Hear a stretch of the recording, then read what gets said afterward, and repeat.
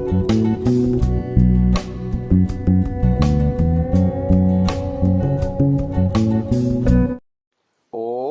नमस्ते जी। 29वीं श्रव्य कणिका, दयानंद दिवाकर, लेखक आदित्य मुनि जी, वानप्रस्थ। हम यम नियमों के अंतर्गत तीसरे यम की व्याख्या गत श्रव्य कणिका में कर चुके। अब चतुर्थ यम है स्वाध्याय।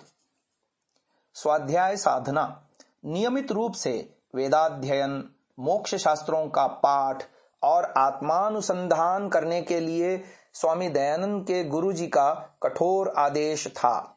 उन्होंने कहा था कि 2-1 दिन खाना नहीं खाने से ज्यादा हानि नहीं होगी, लेकिन जिस स्वाध्याय के द्वारा आत्म पुष्टि होती है उसको 1 दिन भी किसी कारणवश बंद रखने से तुम्हारी अधिक हानि हो जाएगी। स्वाध्याय से इष्ट देवता का दर्शन होगा। इष्ट देवता परमात्मा तुम्हारे अंदर छिपे हुए हैं। स्वाध्यायात इष्ट देवता संप्रयोग, योग दर्शन साधन पाद में 44वां सूत्र है। इस पर महर्षि दयानंद जी ने ऋग्वेदादि भाष्य भूमिका उपासना विषय में इस प्रकार लिखा है। स्वाध्याय से इष्ट देवता अर्थात परमात्मा के साथ संप्रयोग अर्थात साझा होता है।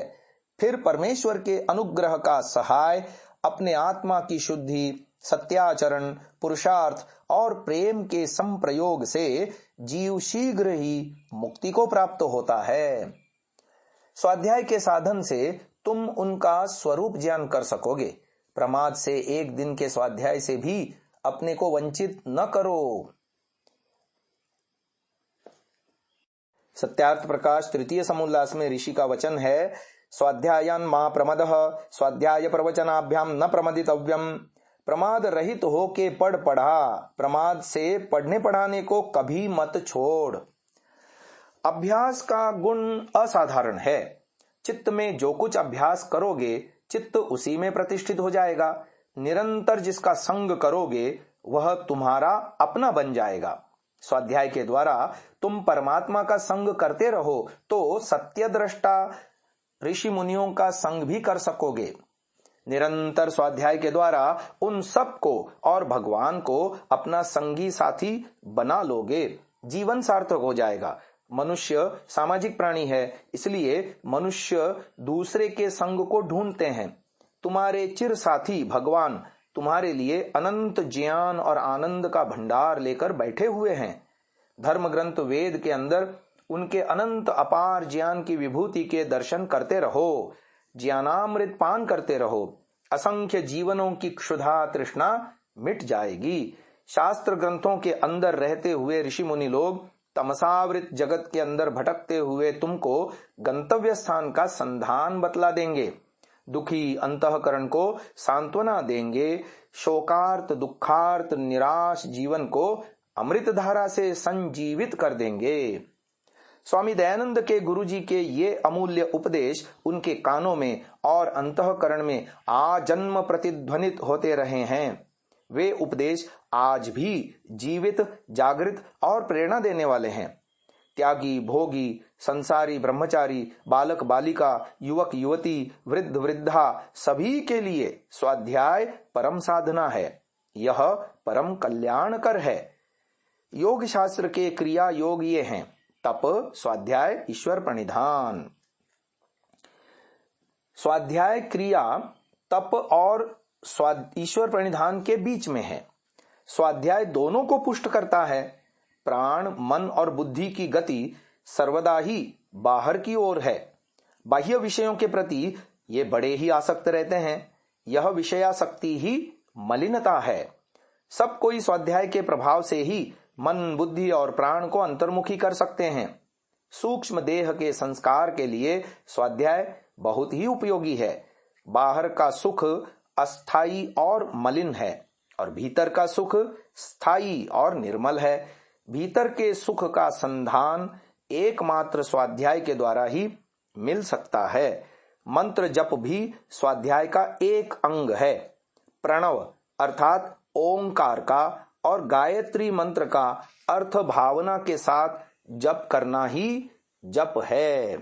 गायत्री मंत्र का अर्थ विस्तार पूर्वक परमात्मा की स्तुति प्रार्थना उपासना करे। यह लेख संस्कार विधि गृहाश्रम प्रकरण में महर्षि दयानंद जी ने लिखा है। जब करते करते ध्यान की स्थिति आ जाती है और आगे समाधि की तन्मय स्थिति भी आ जाती है, यह तन्मय अवस्था ही समाधि की सूचना है। जिसके चित्त में रजोगुण अधिक है उसकी तन्मय स्थिति अल्प क्षण स्थायी होती है।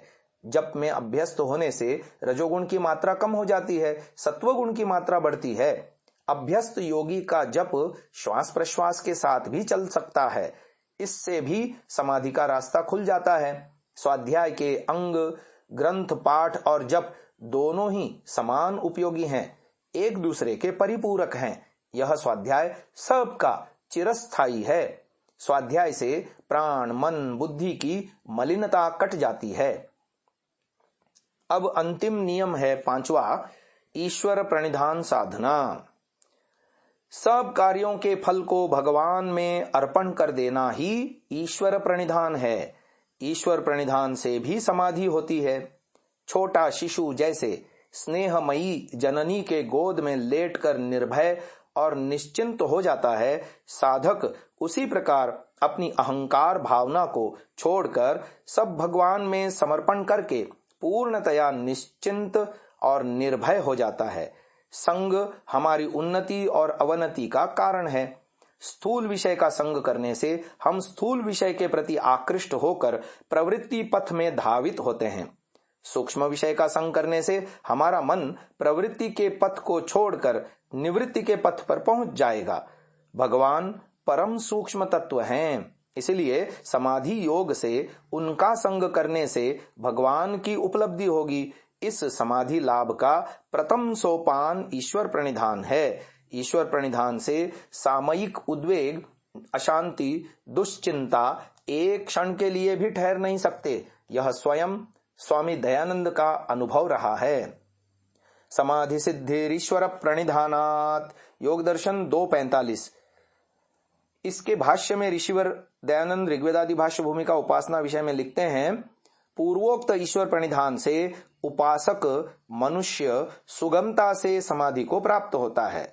फिर एक और लेख लिखते हैं, ईश्वर में विशेष भक्ति होने से, मन का समाधान होने से मनुष्य समाधि योग को शीघ्र प्राप्त होता है। अब यम और नियम योग के 2 अंग हुए।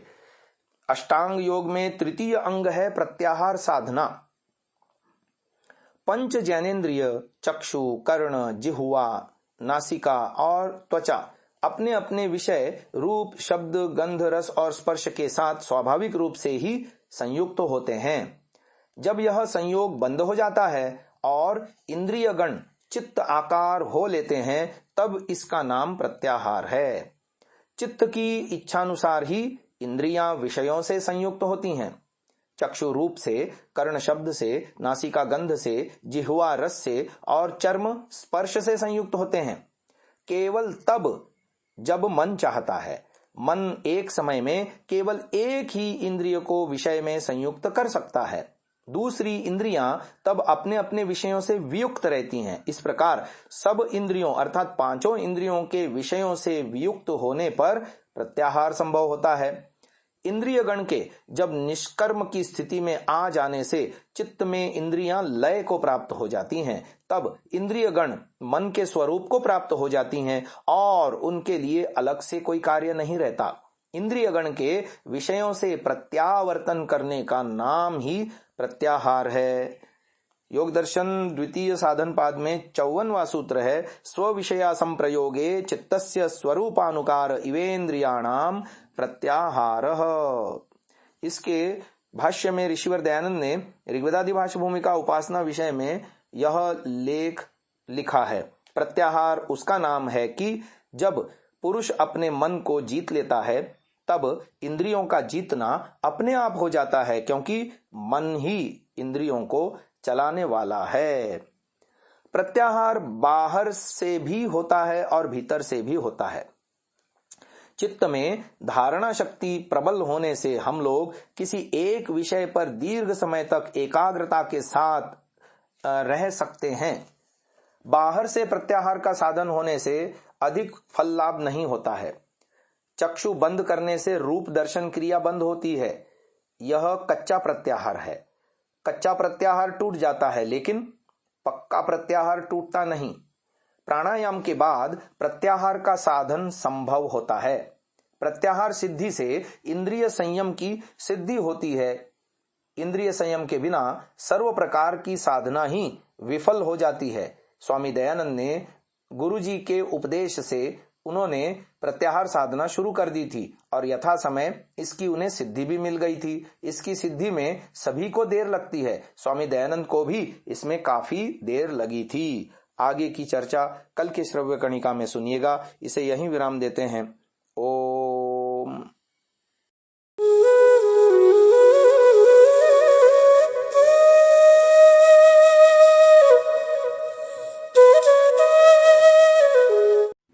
Download Sansa app, Rvirdal app, visit sansa.org, rvirdal.in।